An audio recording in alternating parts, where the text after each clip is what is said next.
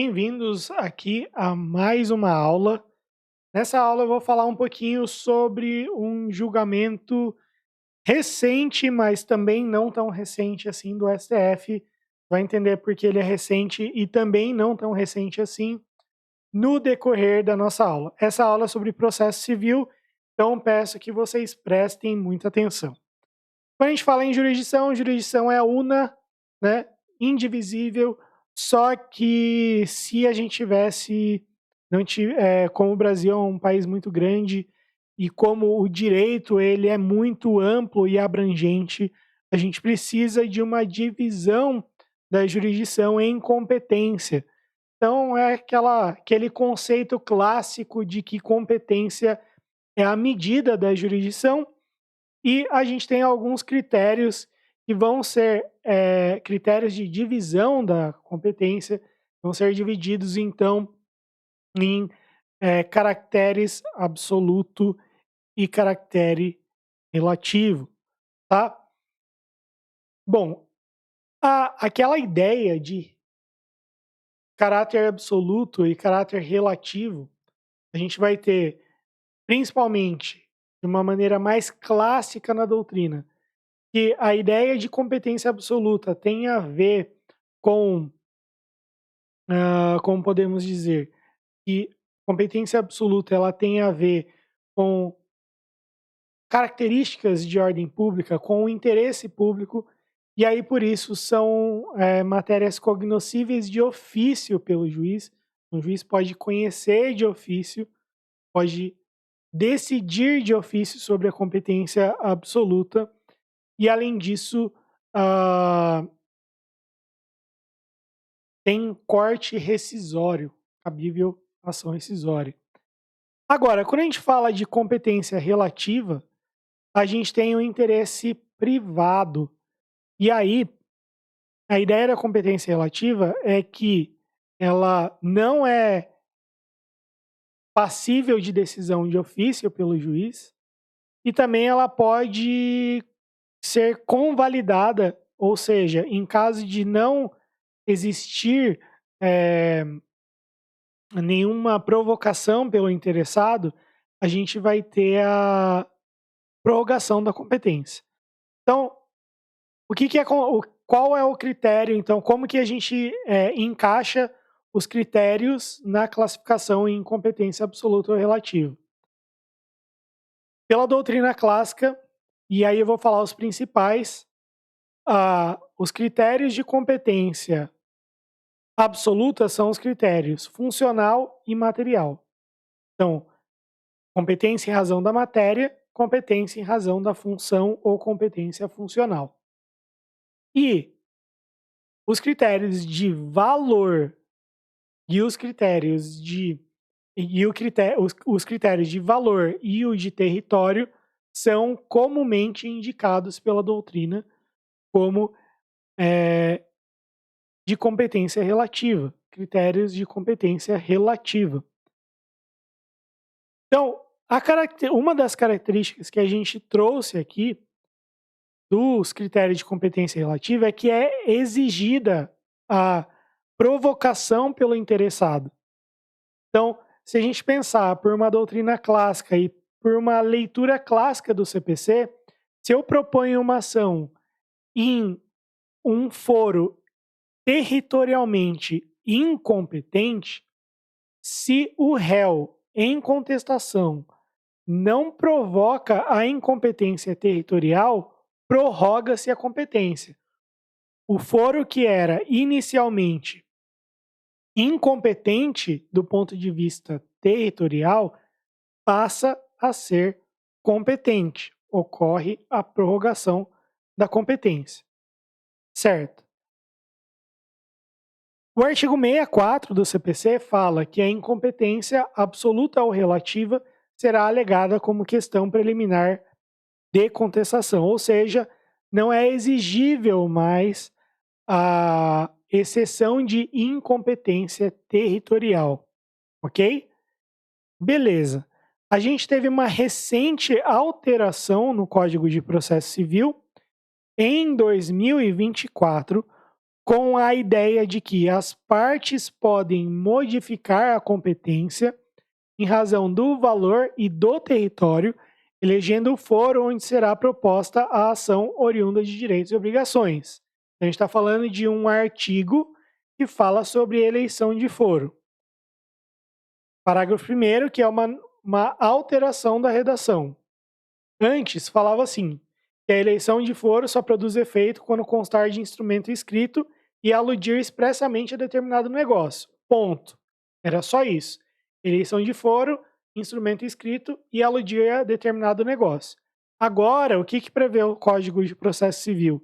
Que a eleição de foro somente produz efeito quando constar de instrumento escrito, aludir expressamente a determinado negócio jurídico, ou seja, até aqui manteve-se a mesma ideia de antes da alteração.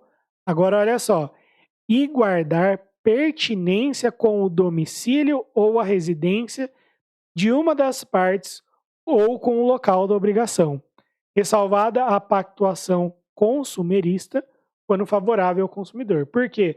Lá no Código de Defesa do Consumidor, o foro do domicílio do consumidor é a regra de competência territorial, certo? Pulando os outros parágrafos, tá, não, vamos voltar, respirar um pouco, que eu gosto muito de acelerar aqui, e a aceleração às vezes não traz um resultado bom.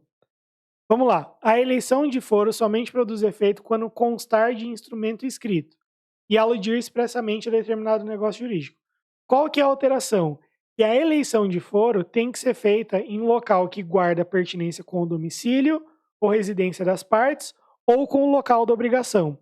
Se não tiver pertinência com domicílio ou residência das partes ou local da obrigação, a cláusula de eleição de foro não produz efeito.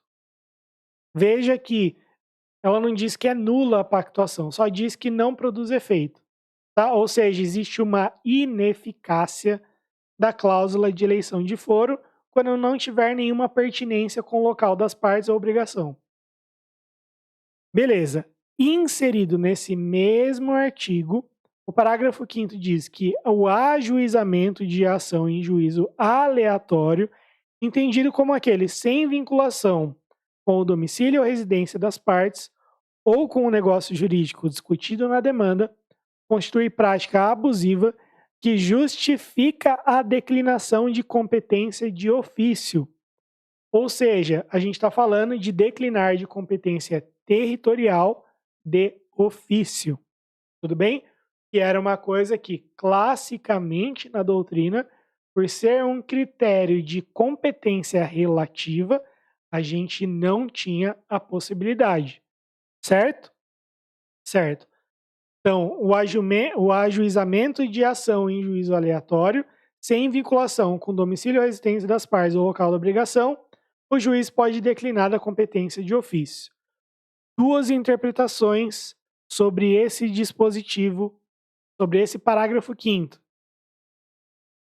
Primeira interpretação, que esse ajuizamento de ação em juízo aleatório, para o juiz declinar da competência de ofício, é necessária a existência de cláusula de eleição de foro, por uma interpretação sistemática. Ou seja, quase que eu quebro as coisas aqui. Por uma interpretação sistemática. O que quer dizer isso? Quer dizer que o artigo 63 fala que as partes podem modificar a competência elegendo o foro. Ou seja, o parágrafo 5º está inserido neste artigo que fala sobre eleição de foro. Logo, se a gente estiver falando em eleição de foro, o juiz pode conhecer da abusividade da cláusula e da abusividade da propositura de ação em local aleatório e declinar da competência de ofício. Esse é o primeiro posicionamento. Segundo posicionamento sobre este tema. O parágrafo 1º é sobre eleição de foro e o parágrafo 5º é uma cláusula geral, vamos dizer assim, é uma ordem geral para que o juiz decline de competência quando a ação for ajuizada em local aleatório. Ou seja, não fica atrelada para essa segunda corrente a declinação de competência territorial de ofício, apenas a eleição de foro. Para essa segunda corrente, a ideia é de finalidade da lei, ou seja, critério teleológico, que quer dizer que o juiz, a ideia da legislação é de possibilitar ao juiz o controle dessa prática abusiva de propor ação em juízo aleatório para que não exista o indevido uso ou na verdade, que chama fórum shopping, ou seja, escolher o local onde vai fazer ação. Fórum shopping. Fórum, shopping de compra, de escolha. Então você tem uma livre escolha ali do local em que propõe a ação. Então, essa é a novidade legislativa que a gente tem.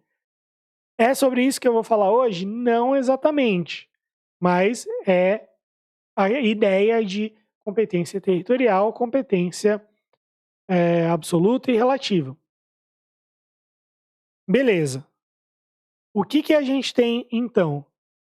Em competência territorial, a gente tem 3 regras principais, tá? Eu gosto de falar que são 3 regras principais, porque a gente tem outras regras desculpa, outras regras específicas.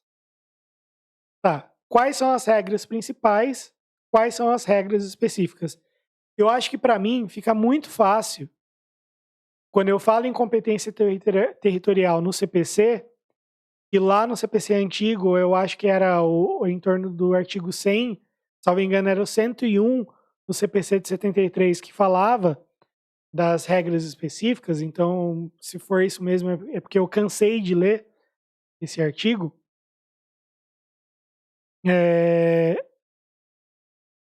As regras específicas, eu vou começar por elas. São aquelas que estão no artigo 53. É competente o foro da paração de divórcio, domicílio do guardião do filho incapaz, último domicílio do casal, domicílio do réu, domicílio ou residência do alimentando, paração de alimentos, do lugar onde está a sede, paração em que for ré pessoa jurídica, da sucursal, pessoa jurídica contraiu uma obrigação, e assim vai. Então, são condições específicas, ou seja, matérias específicas. Tirando a questão da ré pessoa jurídica, as outras são condições específicas. Acidente de veículos, inclusive aeronaves, então são coisas específicas. Vale a pena a leitura, né, porque é um tema que cai bastante, mas isso aqui é para aclarar, acho que é a palavra certa, a ideia sobre competência territorial. Então essas regras, elas são específicas. Por quê? Porque demanda matéria específica, divórcio, alimentos, acidente de veículos, salvo a questão da ré pessoa jurídica, certo? Beleza. Artigo 46 fala que direito pessoal ou direito real sobre bens móveis, domicílio do réu. Essa é a regra. Número 1. Regra número 2. Ações fundadas em direito real sobre imóveis, foro de situação da coisa. Regra número 2. Regra geral número 2. Inclusive, na ação fundada em direito real, a gente tem a regra da ação possessória. Ação possessória imobiliária, fora da situação da coisa, cujo juízo tem competência absoluta. Então, é aquela ideia clássica de que competência territorial ela é relativa, mas a gente tem hipótese de competência absoluta. E o artigo 48, fora o domicílio do autor da herança. Quem que é o autor da herança? É o decuius, é o falecido, para o inventário, partilha, arrecadação, cumprimento de disposições de última vontade, leia-se testamento, codicilo, impugnação ou anulação de partilha extrajudicial para todas as ações em que o espólio for réu, ou seja, existe um foro universal aqui, inclusive ainda que o óbito tenha ocorrido no estrangeiro, tá? Quando eu era advogado, inclusive, uma vez, peguei um processo em que a gente teve essa discussão, e daí o meu cliente quis desistir dessa discussão, porque o falecimento ocorreu em uma cidade do litoral, a pessoa estava passando férias lá, era aposentado. Passando férias não, estava passando um período de verão ali e faleceu no litoral, só que residia em outra cidade, uma cidade inclusive que eu moro. Então, na hora de fazer a declaração de óbito, foi declarado o domicílio real na cidade que ela morava e não na cidade em que faleceu. Só que na hora de fazer a o inventário, fizemos na cidade em que a pessoa tinha domicílio, o autor da herança, a autora, né, no caso da herança, tinha domicílio, mas o juiz resolveu remeter os autos ao, eh, ao foro da cidade do litoral, certo?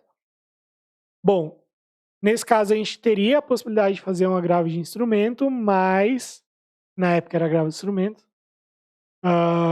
mas e ainda é, né?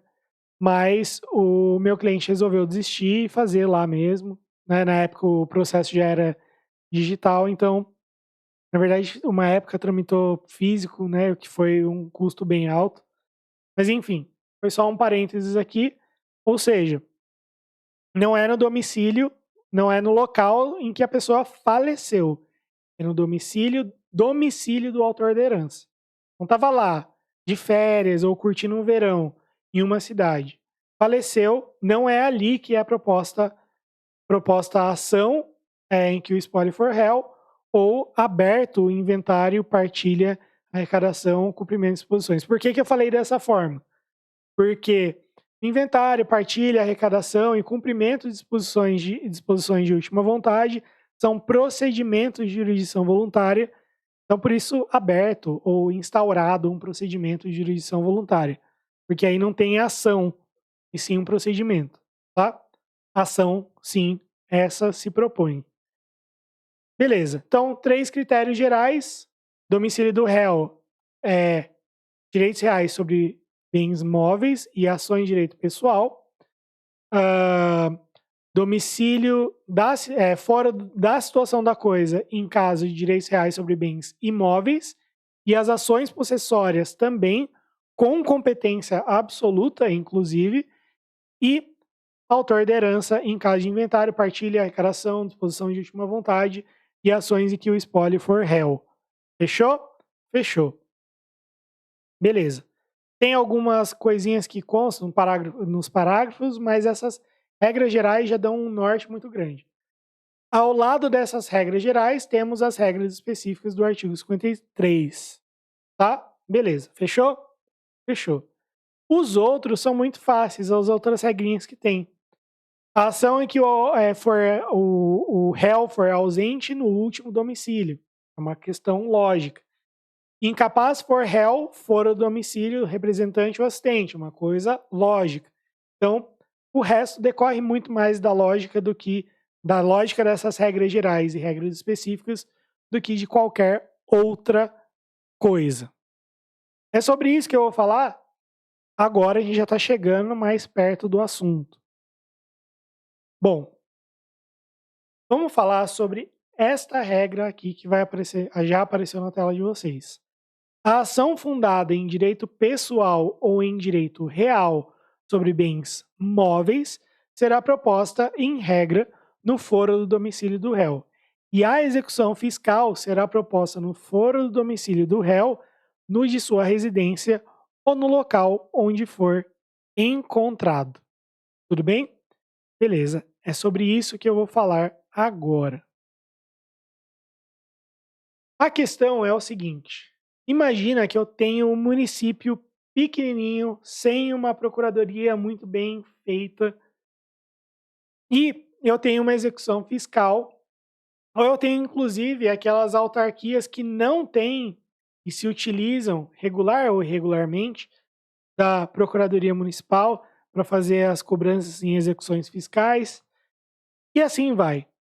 Então, imagina que eu tenho uma cidade pequenininha para cobrar um imposto sobre serviços, R$ 50.000, uma execução fiscal.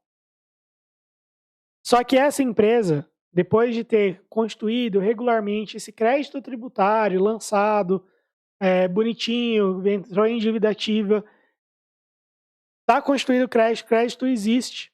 Só que essa empresa fala assim, eu vou sair dessa cidadezinha e vou lá para a capital. Certo? De outro estado, inclusive.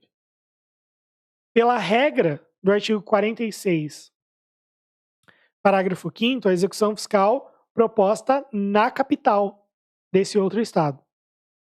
Tá? Então, vamos dar exemplos, nomes aos bois. Então, imagina que a cidade que eu dei o exemplo é São Sebastião, tá? Litoral norte de São Paulo. Praias bem legais, mas é bem difícil o acesso. Beleza. Essa empresa, então tem uma empresa lá que deve 50 mil de ISS, constituído regularmente. Essa empresa vai lá e sai e vai lá para capital, vai para Florianópolis, beleza? Pela regra aqui, a ação deveria ser proposta em Florianópolis, execução fiscal em Florianópolis. Mas, como eu disse, no meu exemplo, eu não sei qual é o tamanho da Procuradoria de São Sebastião realmente, mas imagine que é uma procuradoria quase que não estruturada. Aí vai ter que propor uma ação lá. Então a gente tem um problema. Sobre esse dispositivo, foram propostas ações diretas de inconstitucionalidade. E sobre vários outros dispositivos em conjunto do CPC de 2015. Para esse dispositivo especificamente, na ADI 5492, o STF decidiu atribuir interpretação conforme a Constituição desse dispositivo da execução fiscal no foro domicílio do réu para restringir a sua aplicação aos limites do território de cada ente subnacional ou local da ocorrência do fato gerador. Beleza. Vou dar um segundo exemplo. O estado, uma outra empresa, ela está em Suzano, São Paulo, e deve 100 mil de ICMS, certo? 100 mil de ICMS. Então eu tenho a empresa lá de São Sebastião que deve ISS, 50 mil reais, foi para Florianópolis, execução fiscal vai para onde? Pela regra da lei, domicílio do réu, lá em Florianópolis. Agora tem uma segunda empresa que deve 100 mil de ICMS, sai de Suzano e vai para Ribeirão Preto. ICMS estadual, então a ação de execução fiscal proposta pelo Estado de São Paulo. O STF, então, falou na ADI 5492 que a interpretação é conforme a Constituição para restringir sua aplicação aos limites do território de cada ente subnacional ou ao local da ocorrência do fato gerador. No primeiro exemplo, ISS Municipal São Sebastião, a empresa saiu de São Sebastião para Florianópolis. Ação de acordo com o STF, proposta em São Sebastião, porque é o limite territorial da ocorrência do fato gerador. No segundo exemplo, ICMS, a empresa saiu de Suzano, São Paulo, e foi para Ribeirão Preto, São Paulo também. Suzano, São Paulo, Ribeirão Preto, São Paulo. Só que é estadual. Está dentro do território do ente subnacional, que é o estado de São Paulo? Sim. Então, a ação proposta em Ribeirão Preto. Certo? Tudo bem? Deu para sacar essa ideia? Deu para entender? Tá. Só que, além desse julgado que é além desse julgado aqui, que é de abril de 2023, a gente tem um outro. Mas vamos dar um breve histórico, tá? Um breve histórico dessa ação. Uma empresa estava sofrendo uma execução fiscal pelo município, não, desculpa, pelo estado do Rio Grande do Sul. E a ação foi proposta em São José do Ouro, Rio Grande do Sul, para cobrar ICMS dessa empresa. A empresa foi lá e falou assim, ó, a competência territorial está errada, porque a gente está em Itajaí, Santa Catarina. Isso foi para o Tribunal de Justiça e, eventualmente, chegou no STF. E o STF reafirmou a sua jurisprudência no tema 1204, dizendo que a aplicação do artigo 46, parágrafo 5º, deve ficar restrita aos limites do território de cada ente subnacional ou local de ocorrência do fato gerador. O que isso quer dizer, então? Que nesse caso concreto em que foi proposta a ação em São José do Ouro, Rio Grande do Sul, e a empresa queria que fosse para Itajaí, o correto é a manutenção em Rio Grande do Sul, logo fixa-se a competência em São José do Ouro. Ou seja, dentro dos limites de competência do ente subnacional. Ente subnacional, estado. Ente local, município. Certo? Aí a gente vai ter o Distrito Federal, que é um ente subnacional / local, é um ente híbrido. Beleza? Então, é isso que a gente tem para nossa aula de hoje. Espero que vocês tenham gostado. Eu trouxe essa aula porque esse tema, apesar de julgado da ADI 5492 ser de abril de 2023, o que já está dentro do escopo do ENAM 2024.2, na verdade, existiu um novo julgamento em temas de repercussão geral em agosto de 2024. Para nossa aula de hoje é só isso. Espero que vocês tenham gostado e a gente se vê na próxima.